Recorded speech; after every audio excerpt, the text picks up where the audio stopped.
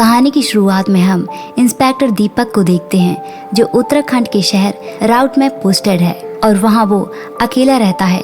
दीपक को बुरे बुरे सपने आते रहते हैं। वो सपने में एक लड़की के साथ होता है जो शायद उसकी प्रेमिका होगी। फिर दीपक को खबर मिलती है कि ब्लाइंड बच्चों के स्कूल में वार्डन की मौत हो गई है। सबका कहना था कि वो नींद में थी जब उनकी मौत हो गई, लेकिन जांच पड़ताल तो करनी थी, तो बॉडी को पोस्टमार्टम के लिए भेज दिया जाता है। सबसे पहले बॉडी को हेमा और त्रिजोगी ने देखा था। जब वार्डन के कमरे का दरवाजा खोला गया तो जोगी ने वीडियो बना ली थी और वो वीडियो जूनियर ऑफिसर को सेंड कर देता है।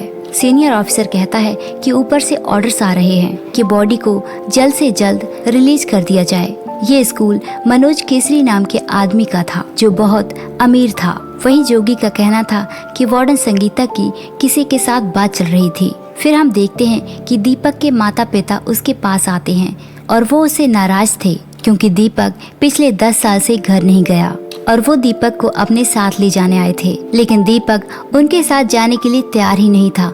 पता नहीं उसे क्या परेशानी थी। फिर दीपक पूछताछ करने के लिए केसरी के पास जाता है। वो कहता है वार्डन संगीता का फोन गायब है, लेकिन केसरी उनसे अच्छी तरह से बात नहीं करता और कहता है मुझे इस बारे में कुछ नहीं पता। पोस्टमार्टम में पता चलता है कि संगीता की किसी प्राकृतिक वजह से उसकी मौत नहीं बल्कि किसी संदिग्ध कारण से उसकी मौत हुई है। अब उन लोगों को इस केस के बारे में अच्छी तरह से तहकीकात करनी थी क्योंकि अब साफ पता था कि उसकी मौत नींद में तो नहीं हुई है। हेमा बताती है कि संगीता एक लड़ाकू टाइप की लड़की थी। वो हमेशा किसी न किसी से झगड़ती रहती थी और प्यार रिलेशनशिप वगैरह से वो बहुत ज्यादा नफरत करती थी और बच्चों के साथ वो बहुत ज्यादा सख्त थी। रजत और दिया नाम की 2 बच्चों के बीच दोस्ती थी और जब संगीता को इस बारे में पता चला तो उसने दिया को स्कूल से निकाल दिया और अब रजत के पास कोई दोस्त नहीं था। वो अकेला बैठा रहता था। फिर प्रिंसिपल से सीसीटीवी के बारे में पूछा जाता है, लेकिन सीसीटीवी बहुत टाइम से बंद पड़े हैं और उन्हें ये भी पता चलता है कि केसरी संगीता के पास अक्सर आया करता था। फिर वो लोग फिर से केसरी के घर जाते हैं, लेकिन वो वहाँ नहीं मिलता। वहाँ पर उसकी पत्नी और बेटा तन्मय मिलता है। फिर केसरी से भी पूछताछ की जाती है कि उसका संगीता के साथ किस तरह का व्यवहार था। दीपक उससे कहता है कि आप तो उससे मिलने भी जाते थे और उसे महंगे महंगे तोहफे भी देते थे। इस बात पर केसरी गुस्से में आ जाता है और वो दीपक के सवालों का जवाब नहीं देता और जो वीडियो जोगी ने बनाई थी वो वीडियो दीपक देखता है और वो नोट करता है कि उसका फोन तो वहीं पर रखा हुआ था और जब पुलिस वहां गई थी तो फोन वहां नहीं था।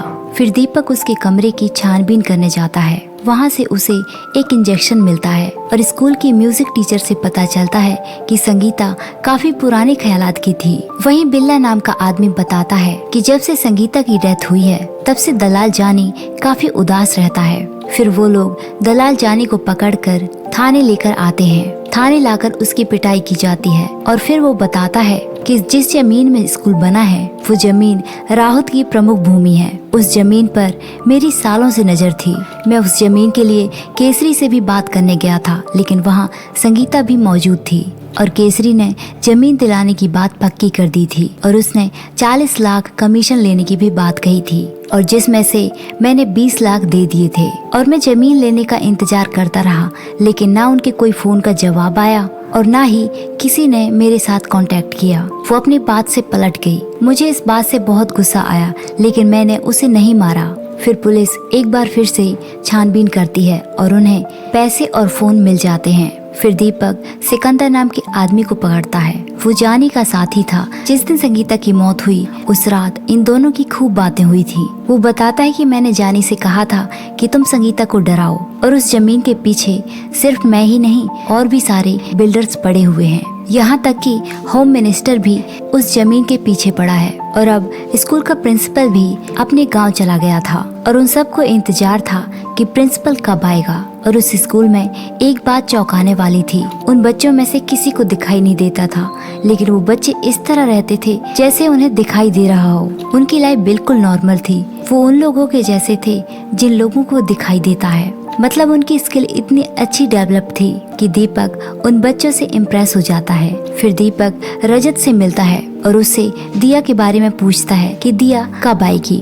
रजत कहता है कि यदि दिया इस दुनिया में ना रही मेरी दोस्त की तरह तो मैं भी मर जाऊंगा। दीपक पूछता है कि तुम्हारा और कौन दोस्त है। फिर रजत बिना कुछ बताए वहाँ से चला जाता है। संगीता के फोन में कोई भी डाटा नहीं था, उसको किसी ने डिलीट कर दिया था और दीपक का पूरा शक प्रिंसिपल पर था। फिर दीपक दिया से मिलने जाता है। वो उससे पूछता है कि तुम्हें वार्डन ने स्कूल से क्यों निकाल दिया था। वो बताती है कि रजत और मेरी दोस्ती उन्हें पसंद नहीं थी। फिर दीपक वहाँ से एक और लड़की के घर जाता है जिसका नाम पायल था, लेकिन उसके घर वालों को उसके बारे में पता ही नहीं था। उन्हें लग रहा था कि पायल अभी भी स्कूल में है। दरअसल पायल के साथ प्रिंसिपल के असिस्टेंट गोविंद ने गलत किया था, इसलिए वो ये स्कूल छोड़कर कहीं चली गई।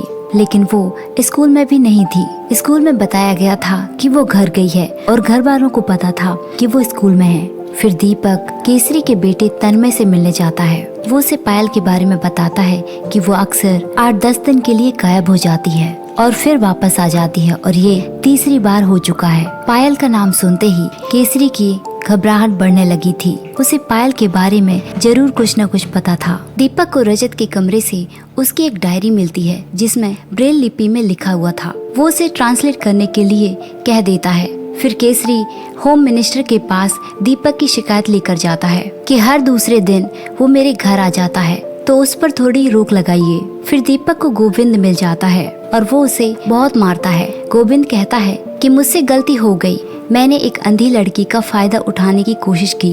उस रात मैंने ड्रिंक की हुई थी और मैं पायल का मुंह बंद करके उसे बाथरूम में ले गया, लेकिन इससे पहले कि मैं कुछ करता वो वहीं पर फिसल कर गिर गई और जोर जोर से चिल्लाने लगी। उसकी चीख सुनकर वार्डन संगीता वहाँ पर आ गई। उसने मुझे गुस्से से धमकी दी और वहाँ से मुझे भगा दिया। उसने पायल को भी डांटा कि इतनी रात को तुम्हें बाहर नहीं घूमना चाहिए। गोविंद अपनी गलती मानता है, लेकिन वो कहता है कि मैंने वार्डन का खून नहीं किया। सीनियर ऑफिसर दीपक से कहने लगते हैं कि तुम केसरी के पीछे मत पड़ो, नहीं तो दिक्कत हो जाएगी।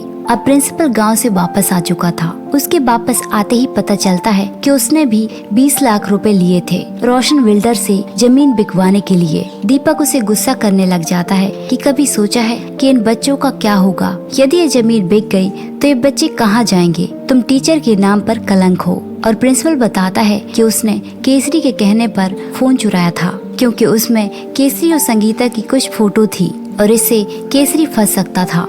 फिर दीपक केसरी के पास जाता है और वो उससे वही बात बोलता है जो प्रिंसिपल ने बताई थी, लेकिन केसरी इस बात से भड़क जाता है और उसकी बातों का कोई जवाब नहीं देता और वहाँ से होम मिनिस्टर के पास मदद मांगने के लिए चला जाता है। होम मिनिस्टर कहता है कि मैं तुम्हारी मदद कर सकता हूँ, लेकिन इसके लिए तुम्हें एक कीमत चुकानी पड़ेगी और उसकी कीमत ये है कि स्कूल की जमीन तुम्हें बेचनी पड़ेगी। केसरी इस एग्रीमेंट के लिए तैयार हो जाता है। अब हम यहाँ दीपक के सपने आने का कारण भी पता चल जाता है। जो लड़की उसके सपनों में आया करती थी, दरअसल वो लड़की उसकी प्रेमिका थी जिसके साथ उसकी शादी होने वाली थी। उस वक्त दीपक की पुलिस ट्रेनिंग चल रही थी। तभी उस लड़की को एक खतरनाक बीमारी हो जाती है और इस बीमारी का कोई इलाज नहीं था। उसे आनी थी तो सिर्फ और सिर्फ मौत। उस लड़की ने दीपक को कुछ भी नहीं बताया क्योंकि उसकी ट्रेनिंग खराब हो जाती और जब दीपक ट्रेनिंग के बाद घर वापस आया तो उसे उसकी प्रेमिका नहीं मिली। इसी बात का सदमा दीपक को पहुंचा था क्योंकि उसने लास्ट टाइम भी अपनी प्रेमिका को देख नहीं सका था। इसलिए वो पिछले 10 साल से अपने घर नहीं गया क्योंकि वहाँ जाकर उसे और भी ज्यादा सब कुछ याद आता है। अब फोन का डाटा वापस आ चुका था।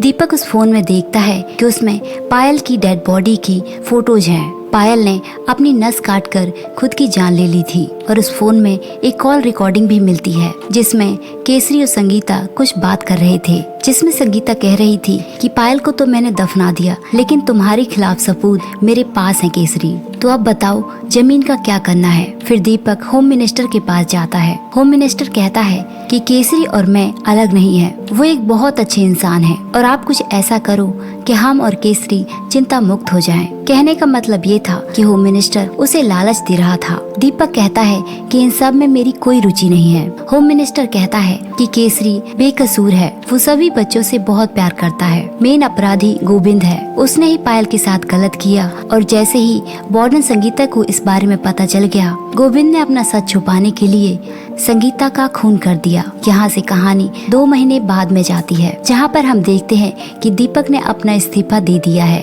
दीपक रजत से मिलता है और उसे उसकी डायरी और एक चिट्ठी देता है और कहता है तुम इसे अकेले में पढ़ना और पढ़ने के बाद इसे फाड़ देना। उस चिट्ठी में लिखा था कि मुझे पता है कि बॉर्डन को तुमने मारा है। दरअसल दीपक ने जब डायरी का ट्रांसलेट कराया उसमें एक शब्द लिखा था और वो था एम्बोलिज्म। इसके बारे में दीपक एक डॉक्टर से बात करने जाता है।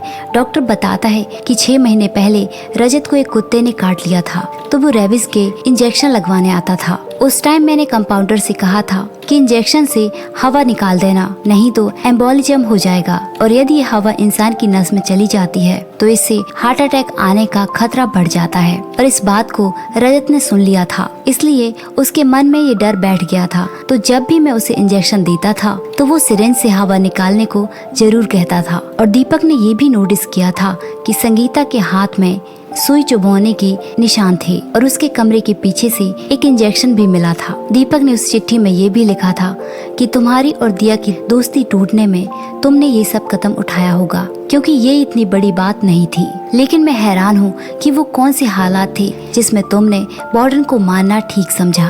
फिर हमें दिखाया जाता है कि केसरी उस रात संगीता से मिलने आया था। वो कहता है कि मैंने तुमसे कहा था कि पायल को अस्पताल ले जाओ, लेकिन तुम नहीं ले गई। वो बच्ची तुम्हारी वजह से मरी है। तभी रजत वहाँ से गुजर रहा था और वो उनकी बातें सुनने लगा। तभी संगीता कहती है कि बाहर में जाए वो लड़की, अंधी लड़की ही मरी है, तुम क्या चिक चिक कर रहे हो। ठिकाने लगा तो दिया है पायल को, तुम नहीं फंसोगे। रोशन बिल्डर को ये जमीन बेच दो, फिर तुम बच सकते हो, क्योंकि मेरे पास तुम्हारे खिलाफ बहुत सारे सबूत हैं। मैं तो बेशरम हूँ, मेरा कुछ नहीं जाएगा। केसरी कहता है तुम्हें जो करना है कर लो, लेकिन मैं ये जमीन नहीं बेचूंगा। पूरा प्लान संगीता का ही था। रजत को समझ आ चुका था कि ये औरत कितनी गंदी है, इसे सिर्फ पैसे से मतलब है। हम बच्चों की जिंदगियों से इसका कोई लेना देना नहीं है। रजत को ये सब सुनकर बहुत ज्यादा गुस्सा आ गया था। फिर उसे एम्बोलिज्म के बारे में याद आता है और जब संगीता गहरी नींद में सो रही थी तो रजत चोरी छिपे उसके कमरे में जाता है और एक खाली इंजेक्शन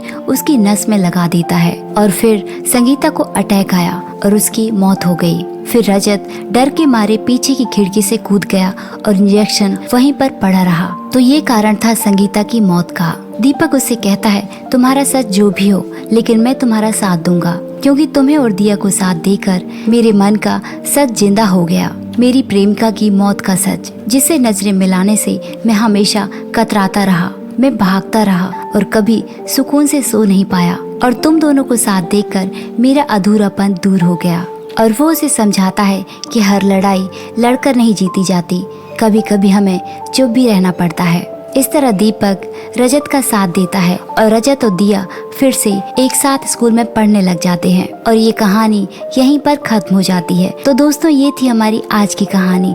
हमारी कहानी आपको कैसी लगी कमेंट करके जरूर बताइए और ऐसी ही कहानियों के लिए हमारे चैनल को सब्सक्राइब कीजिए। Thanks for watching.